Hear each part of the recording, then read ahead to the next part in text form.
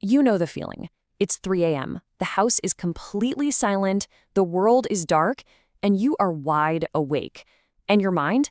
It's just racing with anxieties that suddenly seem 10 times bigger than they did yesterday. It's this super unsettling and honestly almost universal experience. But here's the thing. What if I told you it's not a personal failing?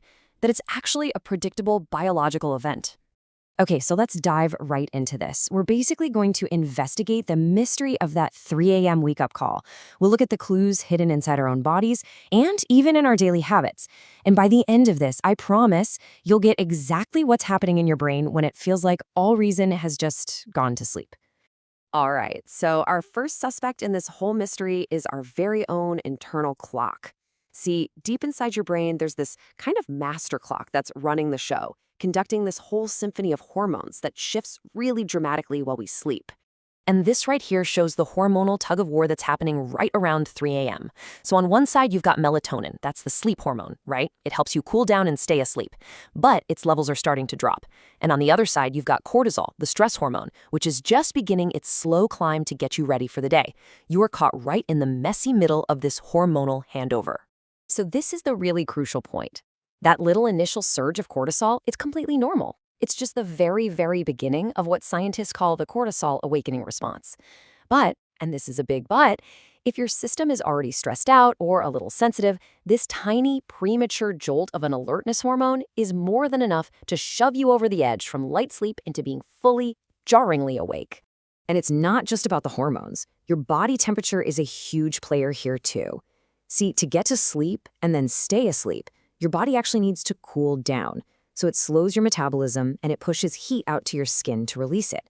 Now, anything that disrupts this cooling process, like a room that's just a little too warm, or even digesting a big, late meal, that can interfere, making you way more likely to wake up during that really vulnerable 3 a.m. window. Okay, now for our second suspect. A habit a lot of people think actually helps them sleep, the nightcap. But it turns out alcohol is a total master of deception when it comes to getting good rest. And this quote from health psychologist Julia Kogan just nails it, doesn't it?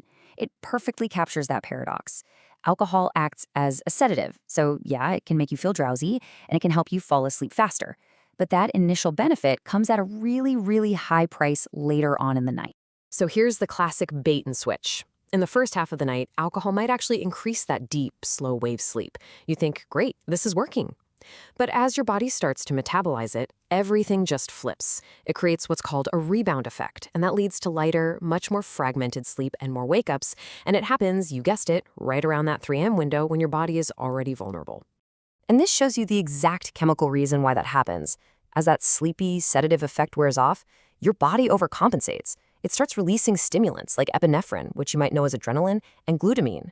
Your suppressed central nervous system suddenly gets all jittery and excited. It's honestly like a sleep loan shark. You get a little bit of easy sleep up front, but you pay for it with crazy high-interest awakenings later. So, we've looked at the biological clues, the chemical clues. Now let's bring it all together for the big reveal. Because when you find yourself awake in the middle of the night, you're not just a tired version of you. Your brain is actually operating in a fundamentally different state. This is what's called the mind after midnight hypothesis, and it proposes that being awake at night isn't just an inconvenience, it's a time of profound neurobiological change, where your brain is literally wired for dysregulation. You are simply not yourself. So here's what's actually happening inside your night brain. Your executive functions, the part that's in charge of long-term planning and assessing risk, yeah, that's pretty much offline. Your reward system gets all skewed, making really impulsive decisions seem like brilliant ideas. And at the same time, your positive emotions are at their absolute lowest point in a 24-hour cycle, while negative emotions are at their peak. And that is exactly why a small work worry can feel like a career-ending catastrophe at 3 a.m. And this altered state, well, it has very real and very serious consequences. Research shows that after you account for how few people are actually awake at that time, the relative risk of dying by suicide is 3 times higher in the middle of the night than at any other time of day. This chart illustrates a super crucial point, the difference between just the raw numbers and the risk. So sure, more total incidents happen during the daytime when, most people are awake. But your individual risk, if you find yourself awake and struggling after midnight, is dramatically elevated. It's a really powerful demonstration of just how vulnerable the mind after midnight can make us. Understanding the science behind all of this is way more than just an interesting piece of trivia. It fundamentally changes how we should think about those dark, lonely hours. And honestly, this is the most important takeaway of all. Waking up at 3 a.m. with your head just full of worries is not a sign of weakness. It's not you. It's your brain, caught in a perfect storm of hormones, chemistry, and circadian rhythms. Those thoughts and feelings are a product of the time, not a true reflection of reality. The best thing you can do is remind yourself, this is my 3 a.m. brain talking. I am not making any major life decisions right now. So, let's quickly recap the case, shall we? That 3 a.m. wake-up is driven by that critical hormonal handover from melatonin to cortisol. A nightcap can act as a sneaky accomplice, creating that rebound effect that just fragments your sleep.